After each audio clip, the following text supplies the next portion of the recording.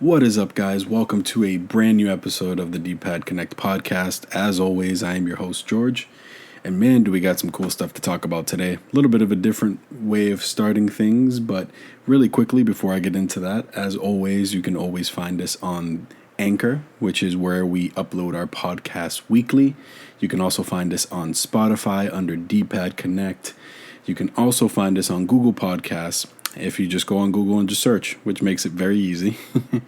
And of course, if you want to watch our podcast and video content, you can go to our YouTube channel under D-Pad Connect, and there you get a little bit of a treat thanks to our video editor Brandon, who makes sure to upload any videos or any content that we have for the week alongside some video clips and different things of what we're talking about. So as you're watching, you don't only get to hear my sultry voice over here, you also get to see whatever we're talking about, whether it be a quick glimpse or picture or whatever it is. So our video editor Brandon has been doing an amazing job with all of that, so we're so thankful for him. So guys, make sure that you follow us or hear us on any of those podcast providers, and also that if you're on YouTube, make sure you like, share, and subscribe. As always, that always helps us, and we're just very thankful if you do. Very thankful, very thankful. But no obligation here. Just make sure you go ahead and watch. But anywho, guys, we got a lot to talk about this week.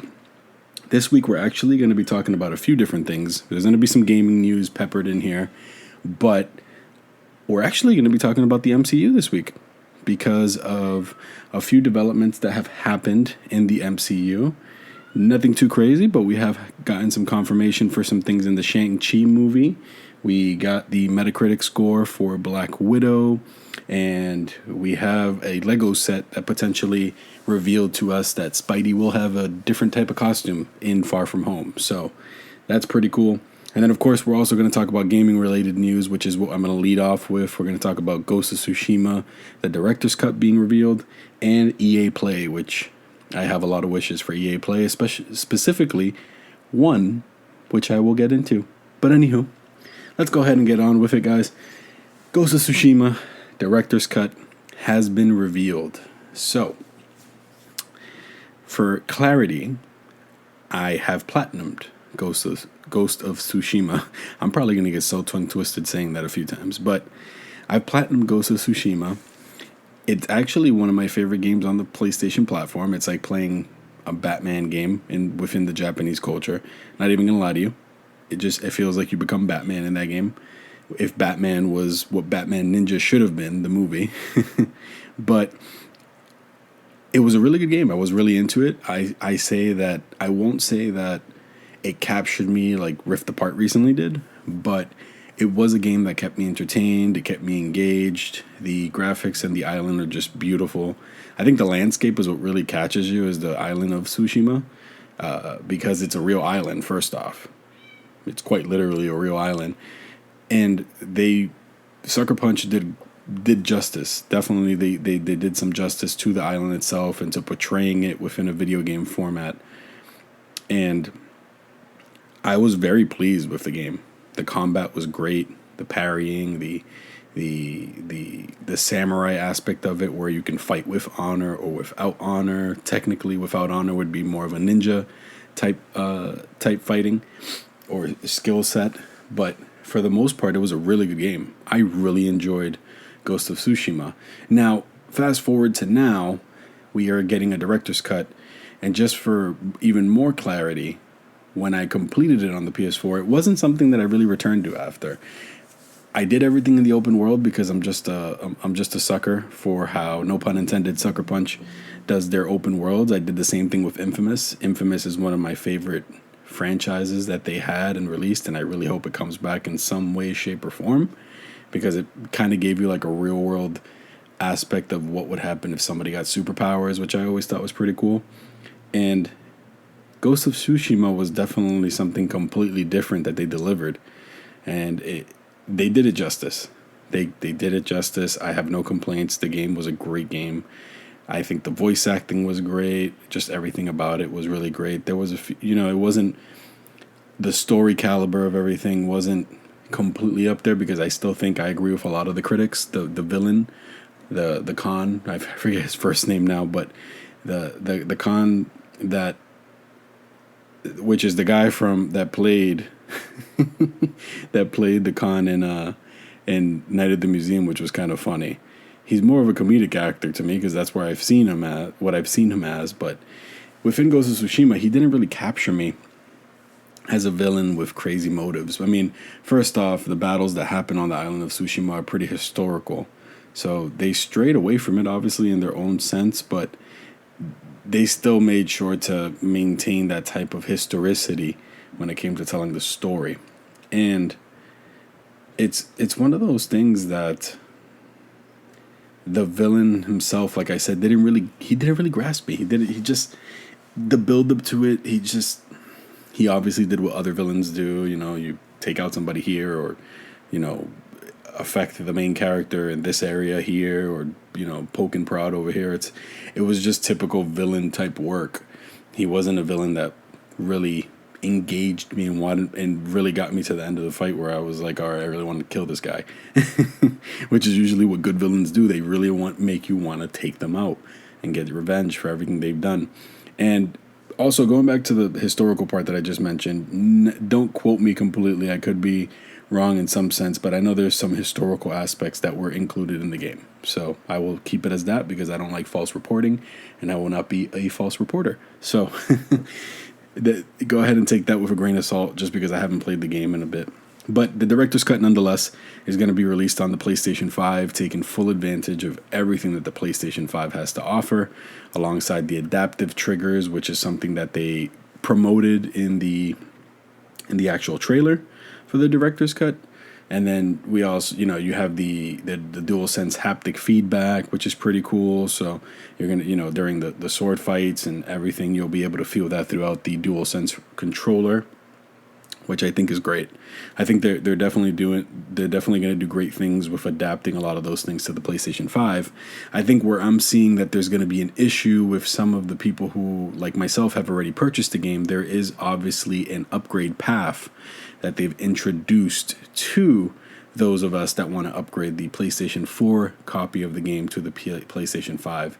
But unfortunately, it comes at a bit of I won't say too steep price, because $30, $29.99 is not too steep. But the only addition that really comes with the game, besides taking advantage of the PlayStation 5, is the following. They've introduced a completely new island with new quests on it. If I'm not mistaken, it's called the Island of Ishiki, if I'm not mistaken. And I don't know how well that's going to attract people that have already played the game and platinumed it like myself. And the reason I say that is because although the game was great and I really enjoyed running around in its landscapes and, you know, chasing the little foxes or doing the little side missions that they had, which were pretty intriguing, I still find it quite tough. And by the way, it's Iki Island, not Ishiki. My apologies. So Iki Island.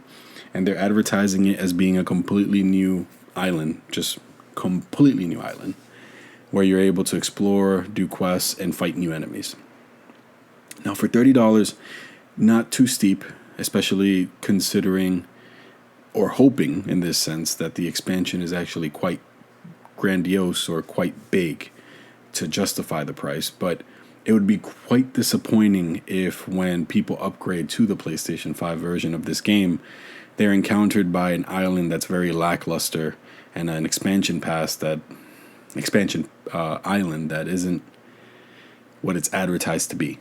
And I think that's where they're going to run into some issues, especially for $30, because usually you see those things, and the most they're charged, you know, like Witcher, the Witcher's expansions were great, and for what you paid for them, you got way more than what you bargained for. I mean, from what I hear, I never played The Witcher like that. I never really beat it every time I started it, the Wild Hunt game, but I hear that their expansions were beefy. They were beefy boys.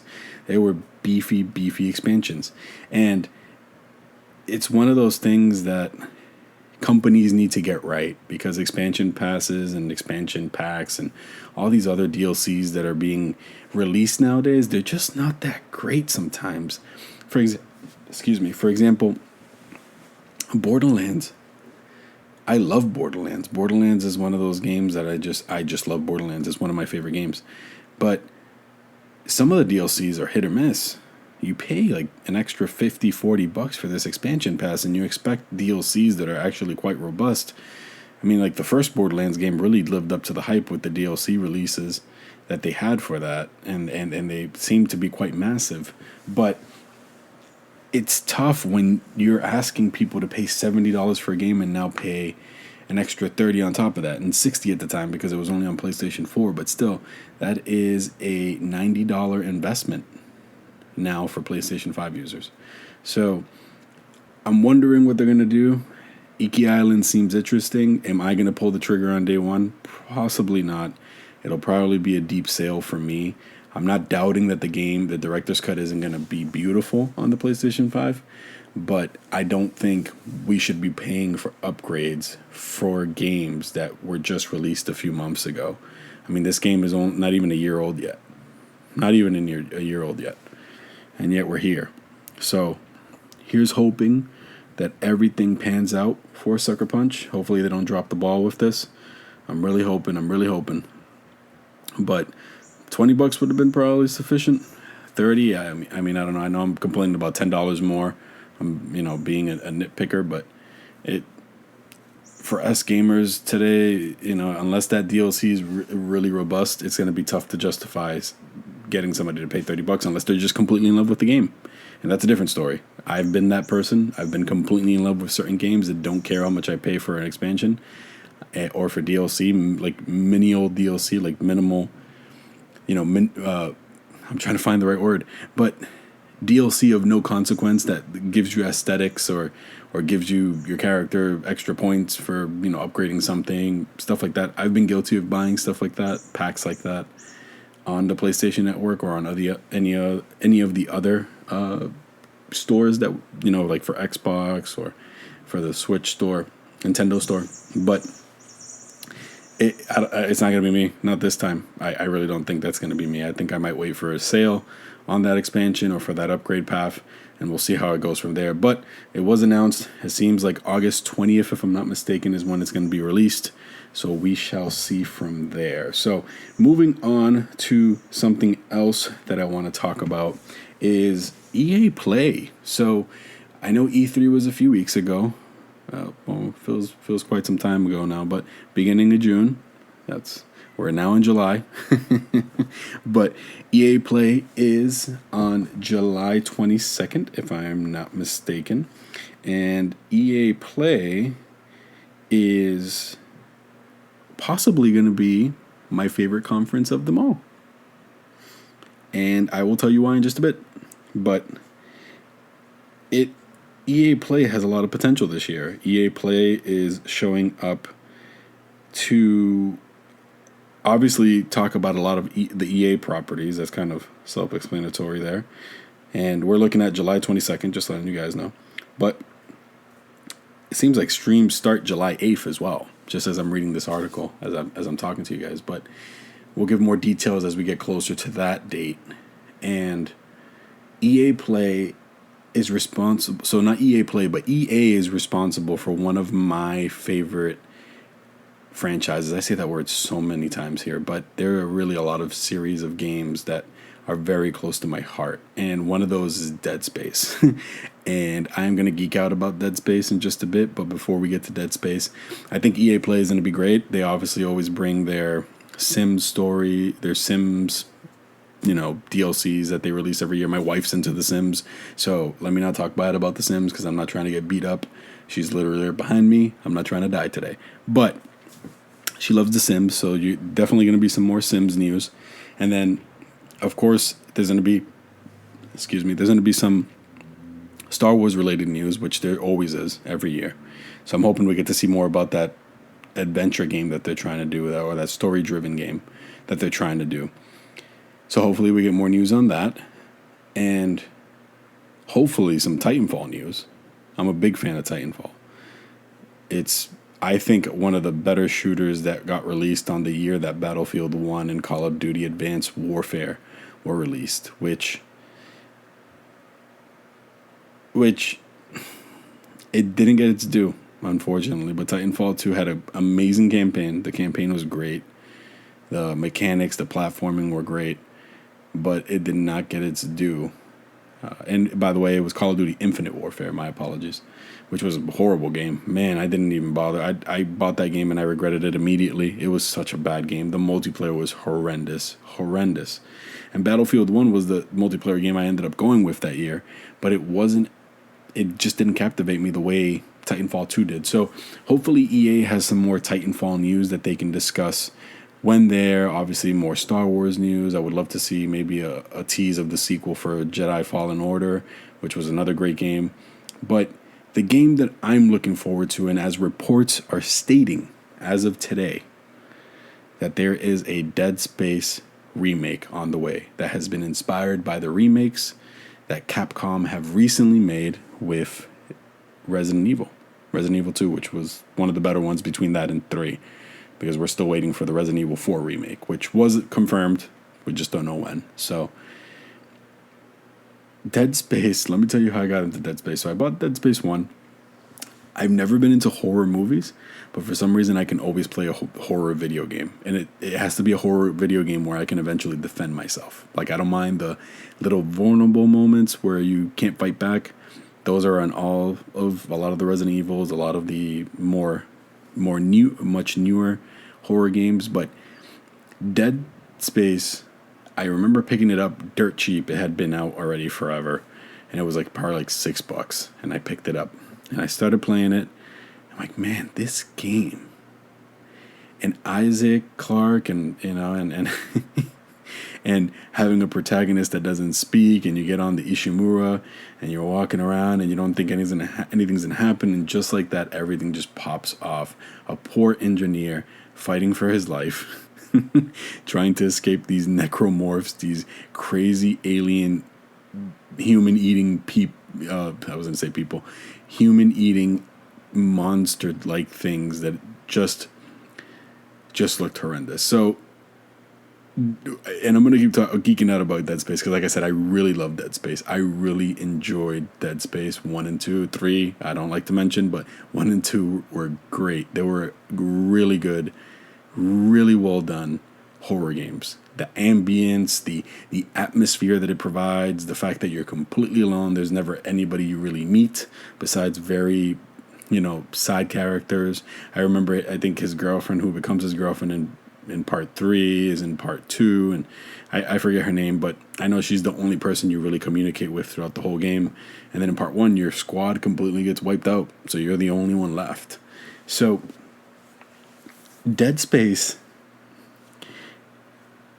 being remade within today's, and I was telling this to one of my friends, within today's graphics, or within today's Unreal Engine, or whatever the case may be, being remade, 3D audio being a thing now, once again, being remade in today's graphics for the new gen consoles, that is going to be a sight to behold. But it's also going to be something I'm looking forward to hearing.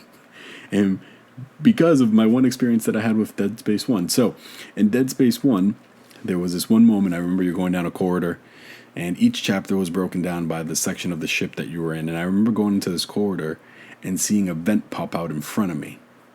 Now, I immediately aim your plasma cutter. I aim the plasma cutter up there, and I'm looking for whatever's going to ready to come out. And nothing comes out.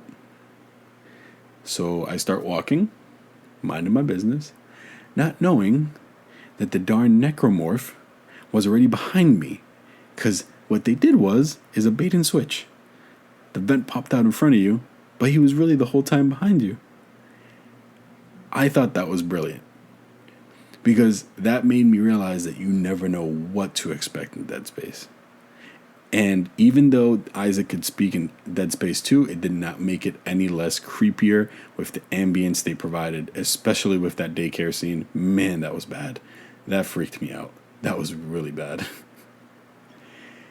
But man, EA, if you're really doing this, I really hope, I know you're not listening to me, but I hope the universe does. But I really, really, really hope they do it justice. It's been way too long since we've had a proper Dead Space game. It's been way too long since we've had anything Dead Space related. And I'm really hoping that they do justice by it. I'm really hoping they do right by Isaac. My boy Isaac needs to come back. I need to be on the Ishimura like now.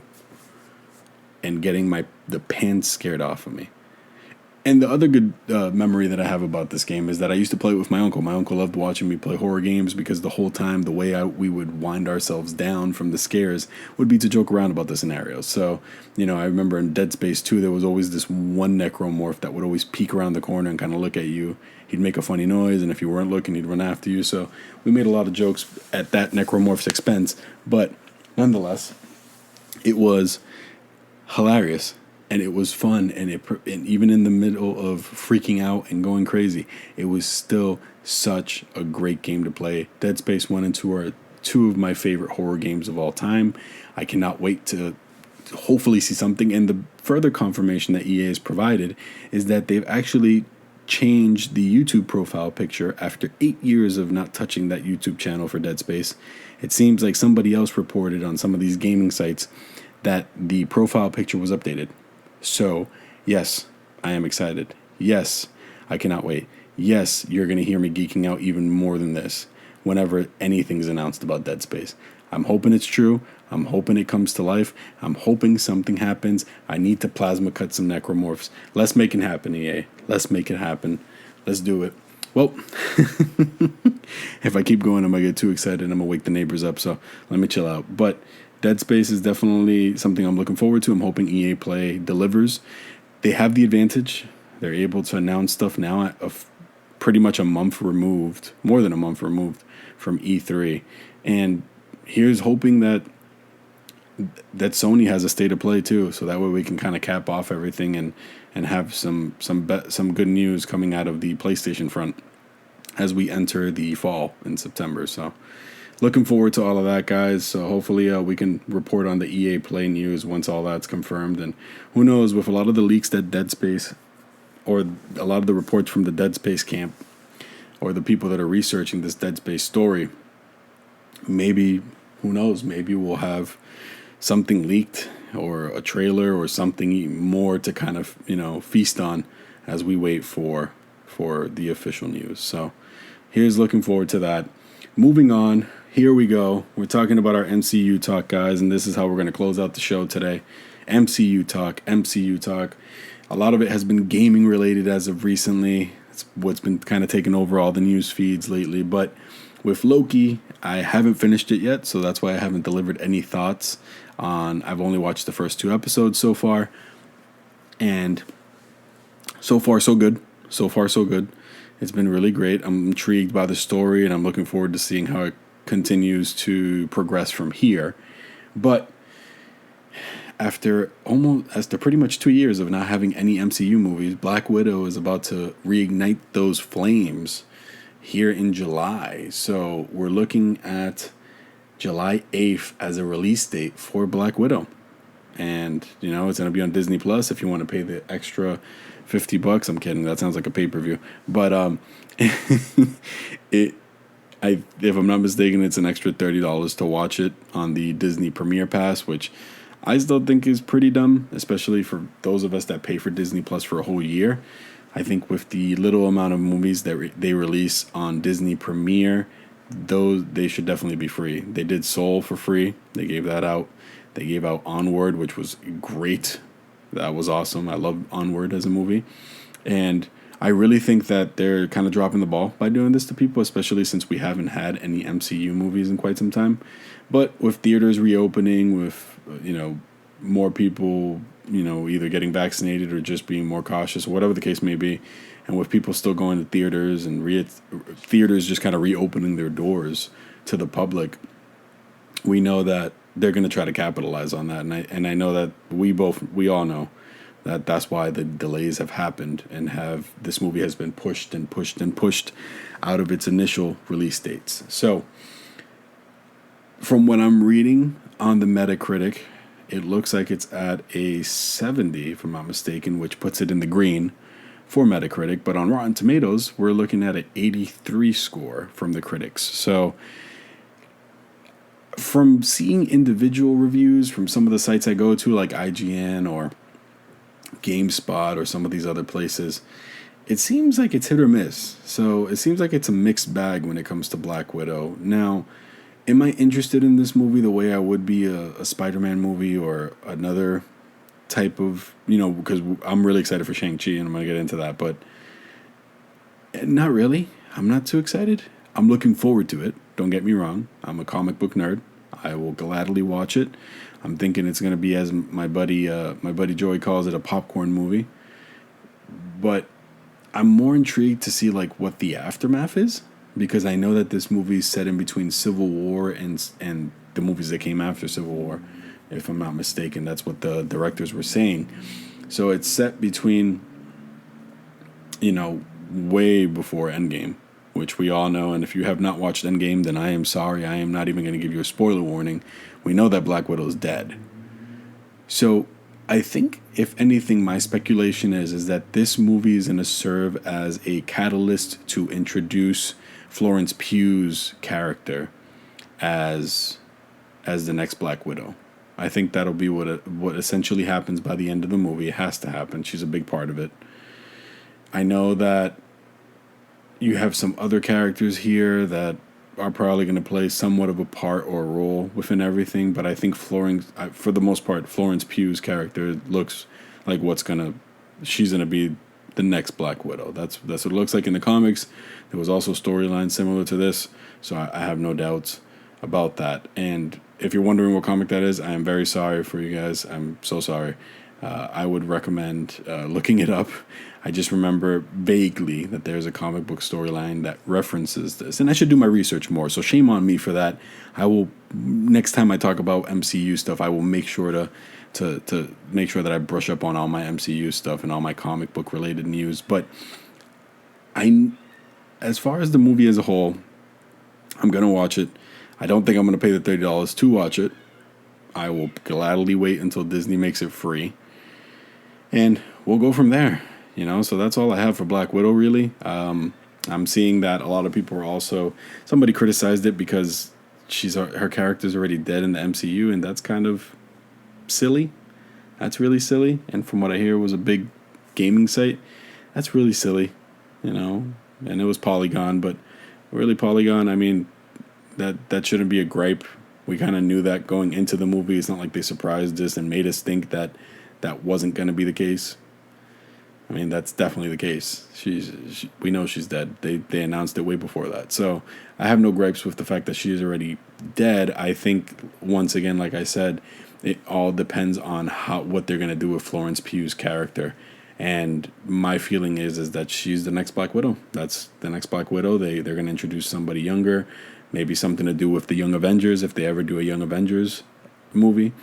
And, you already have Peter, who's still fairly young as Spider-Man, and you have some of the other characters being introduced via TV shows, such as Miss Marvel, and some of these other younger characters, like Wiccan and Speed, which, those are all potential characters that they can introduce to be a part of the Young Avengers. So we'll have to see from there what happens. But that's all I have for Black Widow. Moving on, there was more revealed on Shang-Chi. And I'm going to take a quick pause here because they showed Abomination. And they confirmed that was Abomination and that was Wong fighting each other. I have no clue how. I'm pretty sure it's like some sort of underground fighting ring that's just being ran. And more than anything, I'm intrigued to see what comes after that. Because first off, Abomination looks pretty cool. He looks much better than the iteration they had for him in the Edward Norton Incredible Hulk movie. Now, do I wish they would have kept that Incredible Hulk look for Mark Ruffalo's Hulk? Yes. I have to agree with my buddy on this. Mark Ruffalo's Hulk doesn't scare me. He doesn't put the fear of God in me at all. It's one of those Hulk versions that I can be without, And unless he wasn't Professor Hulk, then that's when, you kind of be like, all right, this Hulk's about to do some damage. But it this current iteration of the Hulk against, and there was somebody that posted this online, and a few of my friends have also said this, but this current iteration of the Hulk against that abomination that they showed in the Shang-Chi trailer, I'm gonna put my money on the abomination. Yeah, I'm gonna put my money on the abomination. He looks much more threatening. He looks much stronger, and he looks much healthier compared to Mark Ruffalo's Hulk. So, the Shang-Chi trailer, I'm very intrigued. Now, I'm gonna be very honest with you guys. Honest comic book nerd moment with you all that are listening or watching on YouTube. I don't know much about Shang-Chi. I know he's been introduced in a few different properties for Marvel.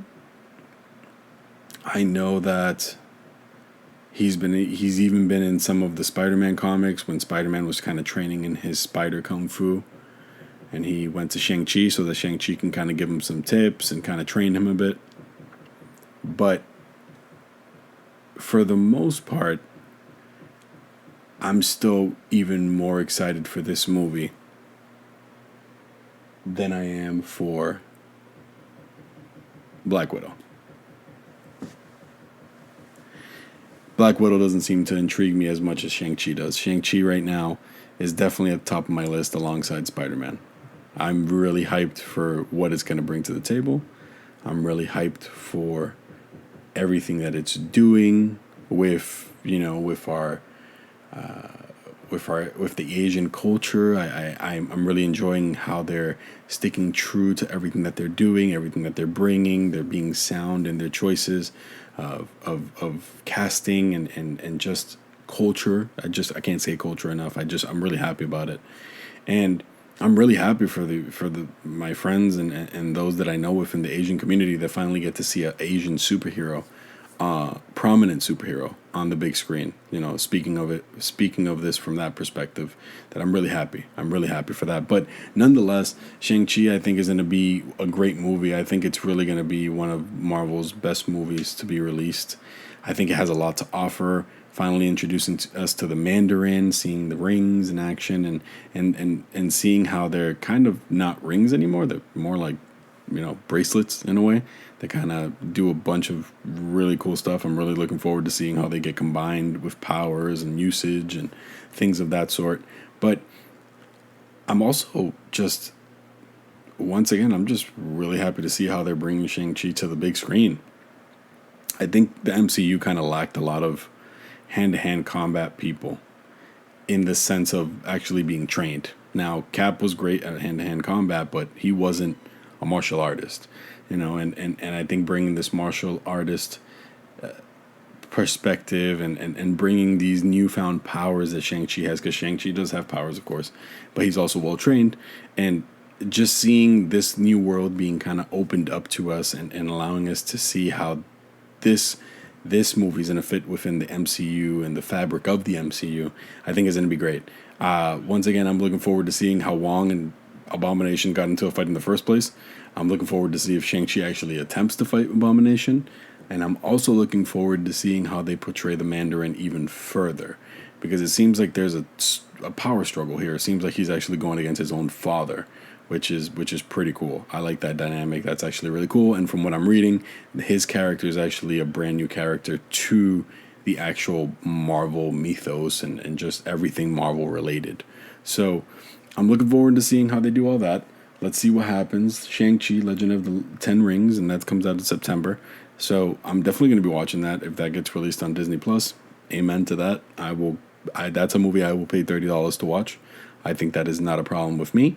And I'm also seeing how they develop some of the other side characters and how he's going to fit into everything. Really, how he's going to fit into everything. I think that's going to be a big part of a lot of my intrigue, is going to be seeing how he fits into everything MCU related. So, last but not least, for MCU stories here. Last but not least, this one I could talk about probably for another hour, but a Spider-Man Lego set for Far From Home for No Way Home. Excuse me, I said Far From Home. That's the second movie. For No Way Home, has revealed Spider-Man within the Sanctum Sanctorum with Doctor Strange, with MJ, with Wong, and it seems like these minifigures, which Lego is so famously known for, in it, Spidey has a brand new suit. Now, funny enough, I was just having a conversation with Joey about this today, and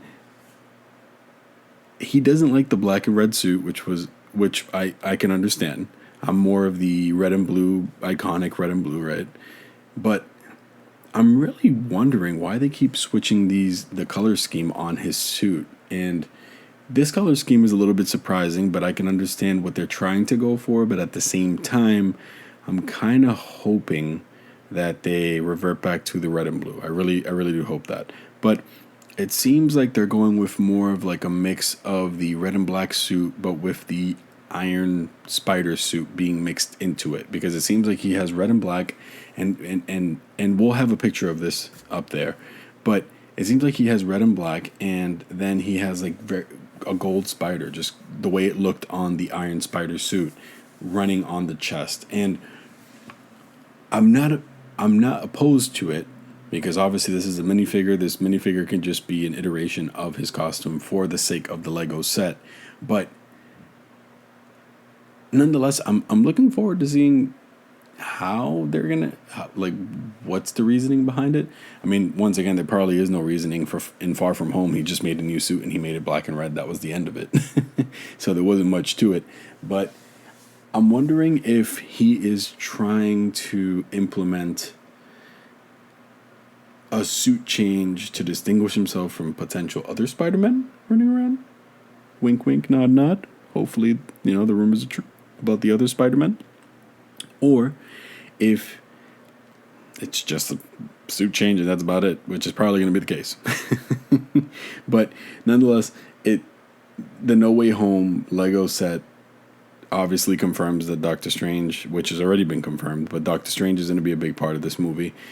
I have spoken to multiple people about this. I'm really thinking that he's going to be in it in order to reverse the whole issue with Peter's identity being revealed, and maybe he'll help him fight a bit. I hope that's the case. I would love to see Doctor Strange and him kind of, tag team some villains, and it seems like they really hit it off in the Infinity War movie. So who knows how that relationship will blossom, but hopefully some more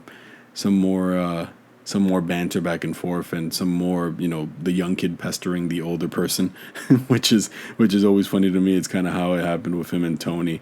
That was pretty funny. But the Lego set revealed that. I don't think it's much news, but at the same time, I think anytime for us Spidey fans, especially myself, whenever Spider-Man gets a new costume and whenever he anything with his costume happens. I mean, look at just recently, they're going to change, for those of you that, attempt to keep up like I do with what's going on with Spider-Man right now in the comics. It seems like he's Spider-Man no more at the moment. And it seems like Ben Reilly's back in the picture, and maybe we can actually do a podcast speaking a little bit more about that, which I gotta really catch up on my reading for Spider-Man. It's mainly him and Batman when it comes to my comic book reading, and maybe some Superman and Justice League kind of peppered in here. But I'm big on Spider-Man, big on Batman. It's the only two things I would really buy when it came to reading comics. It was, and then when Miles came out, when Miles's comics got released, then I would obviously buy those as well. So, but I'm really wondering. I'm really just wondering, and more curious than anything, just to see what the thought process is behind it. If maybe it was another event that causes him to change his costume, or if it's more to keep in line with the whole Iron Man themes that they've had in the past few movies, with him being mentored in the first one, and in Homecoming, and then in Far From Home having to deal with him not being there anymore, and then now this one kind of coming into his own and being the Spider-Man that he can be, and being kind of that leader. Maybe that's the case. Maybe it's like a homage to including that kind of like that steel looking yellow into his suit, a homage to Tony, but we'll have to wait and see. That's just me speculating. That's just the speculations of this Spider-Man fanboy over here. So we'll wait and see. But thank you guys so much for listening. Thank you guys for joining us on this week's podcast. As always, you can always find us on Anchor for our most up-to-date episodes, and then usually the episode trickles down to Spotify a day or two later. And then, of course, you can always find us on Google Podcasts, and you can watch us on youtube.com, where you can find us on D-Pad Connect, and you can like, share, and subscribe there. So feel free to do that. Please, it would really help us. And you are always, as always, it would be a great support, which we know you guys are already doing. And then one thing I failed to mention is we definitely have a Facebook page. We definitely have a Facebook community page. Feel free to join us in the community. You know, we post up articles and trailers and different things that intrigue any of us. And, you know, we also have others in our community that contribute as well. So we would love to have you we would love to invite you. I can't talk tonight. Oh man, I can't. I'm like, blah, blah, blah, blah, blah. But we would love to have you as a part of our community. So nonetheless, guys, thank you so much for listening. Slow news week in a way. Not much going on this week, but hopefully once I finish Loki and once we get some more news on some of the other gaming things that are happening soon, hopefully something leaks, hopefully something breaks, and we can go ahead and get to it during that week's podcast. But of course, we're always monitoring the web to figure out what we're going to bring. But nonetheless, guys, thank you as always for supporting us. Thank you. And as always, remember to be well and continue to nerd on. We will catch you guys on the next one. Take care, guys.